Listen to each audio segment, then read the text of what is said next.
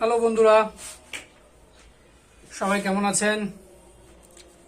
আজকে আমরা জ্যামিতির একটি অংশ দেখব, পূরক কোণ কাকে বলে। আমরা আজকে আলোচনা করব পূরক কোণ। পূরক কোণ থেকে চাকরির পরীক্ষাগুলোতে বিভিন্ন সময় অঙ্ক আসতে দেখা যায়। প্রথমে আমরা পূরক কোণের সংজ্ঞাটা জানব। পূরক কোণ বলতে আসলে কি বোঝায়? পূরক কোণ হচ্ছে দুইটি কোণের সমষ্টি এক সমকোণ হলে একটিকে অপরটির পূরক কোণ বলে। অর্থাৎ দুইটি কোণের সমষ্টি, ধরে নেন এই একটি কোণ এবং এই একটি কোণ, এই দুইটি কোণ মিলে যখন 90 ডিগ্রি হবে, অর্থাৎ এই কোণ এবং আমরা এটাকে এ ও বি, এটাকে সি দিতে পারি। যখন কোণ সি ও বি, অর্থাৎ সি ও বি এই কোণ, এবং যোগ এ ও সি, কোণ এ ও সি, এ ও সি এই কোণ ইকুয়াল টু 90 ডিগ্রি, তখন একটিকে অপরটির পূরক কোণ বলা হয়। একটিকে অপরটির পূরক কোণ বলা হয়। ধরুন এটা 30 ডিগ্রি, ধরুন এটা 30 ডিগ্রি।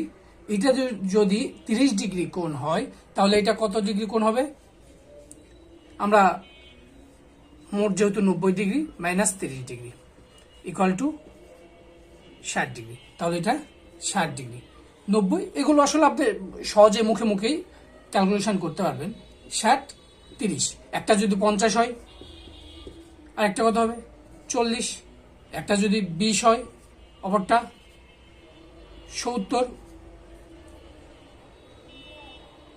70 ডিগ্রি, এরকম। অর্থাৎ দুইটি কোণ মিলে 90 ডিগ্রি হলেই সেটা পূরক কোণ। এটা হলো আমাদের শর্ত। তো চলুন অঙ্ক দেখা যাক, চাকরির পরীক্ষাগুলোতে কি ধরনের অঙ্ক আসে।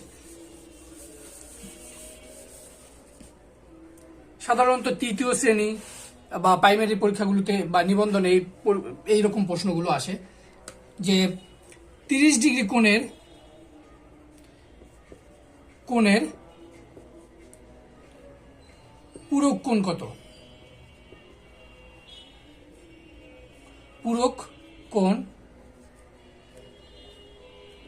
কত?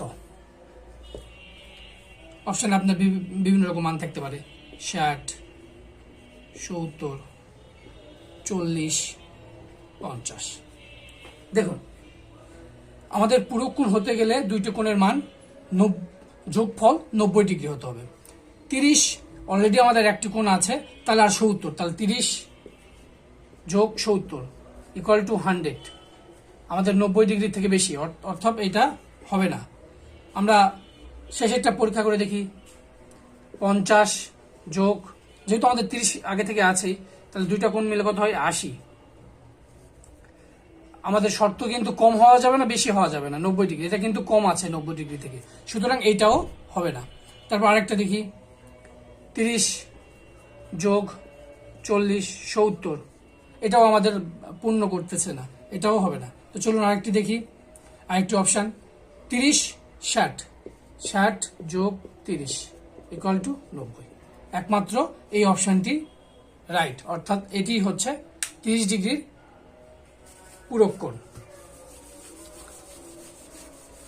এখানে 60 যে বিভিন্ন রকম সংখ্যা থাকতে পারে। আপনি দুইটা কোণের মান যোগফল 90 ডিগ্রি হলেই সেটি পূরক কোণ হিসেবে ধরা হবে। একটু কঠিনে যায়। এই প্রশ্নটা বেশিরভাগ সময় আসতে দেখা যায় পরীক্ষাগুলোতে। একটি কোণের মান তার পূরক কোণের মানের অর্ধেকের সমান, কোনটি মান কত? অর্থাৎ একটি কোণের মান, আমি একটু লিখে দিই, একটি কোণের মান তার পূরক কোণের মানের অর্ধেকের সমান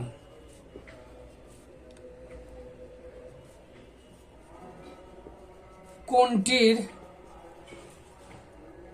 মান কত?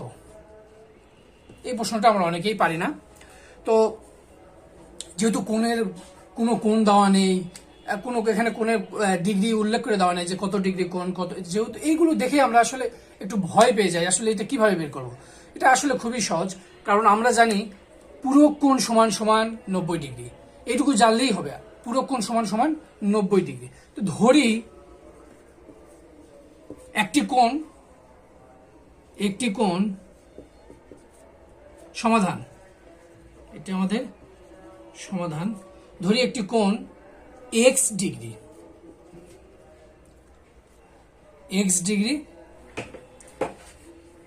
একটি কোণের মান x, তাহলে অপর কোণের মান, অপর কোণ বা অপরটি 2x। অর্থাৎ এখানে দেখুন প্রশ্নে কি বলেছে, একটি কোণের মান তার পূরক কোণের মানের অর্ধেক। তার মানে একটি কোণ যদি x হয়, তাহলে আরেকটি কোণ কত হবে? x হইলে আরেকটি কোণ x এর অর্ধেক, মানে x/2। একটি কোণ 2x হইলে আরেকটি কোণের মান হবে 2x/2, বা 2 কেটে গেলে কি থাকে? x থাকে। আমরা ইকুয়েশন সহজ করার জন্য এইভাবে লিখেছি, আপনি চাইলে এইভাবেও করতে পারেন, x/2। আমরা ইকুয়েশন সহজ হবে, এখানে কোনো ভগ্নাংশ আসবে না। ভগ্নাংশ না আসলে আপনি সহজেই করতে পারবেন। 2x, ঠিক আছে। এখন আমরা যে প্রশ্ন মতে আমরা কি জানি? আমরা জানি, বা প্রশ্ন মতে আমরা জানি x + 2x, অর্থাৎ এই কোণ আর এই কোণ, দুইটা কোণ মিলে আমাদের শর্ত কত হতে হবে? 90 ডিগ্রি হতে হবে। বা 3x = 90 ডিগ্রি। অর্থাৎ x, এই 3 ওই পাশে ভাগ হয়ে গেলে 90-কে ভাগ করলে 30 ডিগ্রি, আমরা একবারে করে দিলাম, তাহলে 30।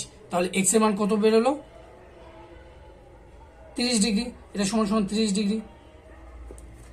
আর এটা 2x, তাহলে ডবল 60 ডিগ্রি। তাহলে আমাদের এখন প্রশ্নে যাই, একটি কোণের মান তার পূরক কোণের মানের অর্ধেক।